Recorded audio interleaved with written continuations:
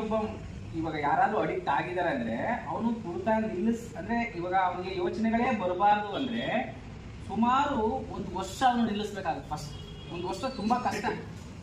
ಯೋಚನೆಗಳು ಬರ್ತಾನೆ ಇರ್ತವೆ. ನಾನು ಹೋಗ್ಬೇಕು, ಒಂದ್ಸಲಿ ಅದು ಕುಡಿಬೇಕು ಅಂದ್ರೆ ಇದು ಕಾಯಿಲೆ ಅನ್ನೋದನ್ನ ಫಸ್ಟ್ ತಿಳ್ಕೊಬೇಕು. ನಾನು ಒಂದ್ ಸ್ವಲ್ಪ ಕುಡಿದ್ರೆ ನನಗೆ ಸಾಕಾಗಲ್ಲ ಅನ್ನೋದನ್ನ ಅರ್ಥ ಮಾಡ್ಕೊಳ್ಬೇಕು. ಆಯ್ತು ಬಿಡಪ್ಪ, ಒಂದ್ 90 ಇವತ್ತು ಕುಡಿದ್ರೆ ನನಗೆ ಸಾಕಾಗುತ್ತೆ ಅನ್ನೋದಾದ್ರೆ ಕುಡಿದ್ಬಿಡು ಅಂತ ನಿನ್ನ ಮನಸ್ಸಲ್ಲಿ ನೀನ್ ಅನ್ಕೋಬೇಕು. ನಿನಗೆ ಸಾಕಾಗುತ್ತಾ ಒಂದ್ 90? ಸಾಕಾಗಲ್ಲ ಅಂದ್ಮೇಲೆ ನಾನು ಯಾಕೆ ಇದನ್ನು ಕುಡಿಬೇಕು?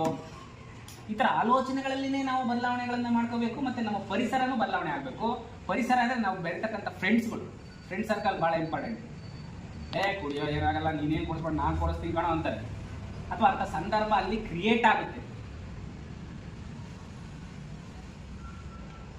ನಿಮ್ಗೆ ಅವಶ್ಯಕತೆ ಇಲ್ಲ ಅಂದ್ರೂ ಕುಡಿಬೇಕಾದಂತ ಸಂದರ್ಭ ಬರುತ್ತೆ. ಆಮೇಲೆ ಕೆಲವೊಂದ್ಸರಿ ಏನಾಗುತ್ತೆ, ಮನೆಯಲ್ಲೂ ಕೂಡ ಕೆಲವರು ಏನ್ ಮಾಡ್ತಾರೆ, ಸುಮ್ನೆ ನೀವು ಕುಡ್ದಿಲ್ಲ ಅಂದ್ರೂ ನೀನೇನೋ ಕುಡ್ದು ಬಂದಿರ್ಬೋದು, ನನ್ಗೆ ಯಾಕೋ ವಾಸನೆ ಬರ್ತಾ ಇದೆ, ಈ ತರ ಅನುಮಾನ ಪಡುವಂತವರು ಕೂಡ ಇರ್ತಾರೆ. ಅವಾಗ ನಿಮ್ಗೆ ಏನ್ಸುತ್ತೆ, ನಾನು ಕುಡ್ದಿಲ್ಲ ಅಂದ್ರೂ ನಾನು ಎಷ್ಟು ಕಷ್ಟಪಟ್ಟು ಕುಡಿಯೋದನ್ನ ಬಿಟ್ಟರು ಕೂಡ ಇವ್ರು ಈ ತರ ಅನುಮಾನ ಮಾಡ್ತಾರಲ್ಲ ಅಂತ ಮತ್ತೆ ಅವಾಗ ಕುಡಿತೀವಿ. ಅವಾಗ ಸಮಸ್ಯೆ ಯಾರಿಗಾಗುತ್ತೆ?